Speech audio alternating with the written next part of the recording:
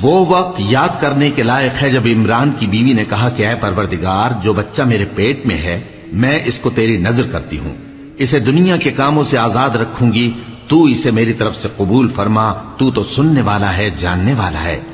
پھر جب ان کے ہاں بچہ پیدا ہوا تو کہنے لگی کہ پروردگار، میرے تو لڑکی ہوئی ہے، جبکہ اللہ خوب جانتا تھا جو ان کے ہاں ولادت ہوئی تھی، اور نہ ہوتا لڑکا مانند اس لڑکی کے۔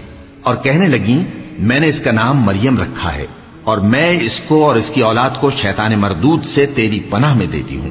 تو اس کے پروردگار نے اس کو پسندیدگی کے ساتھ قبول فرمایا اور اسے اچھی طرح پرورش کیا، اور زکریہ کو اس کا کفیل بنایا۔ زکریہ جب کبھی عبادت گاہ میں اس کے پاس جاتے تو اس کے پاس کھانا پاتے۔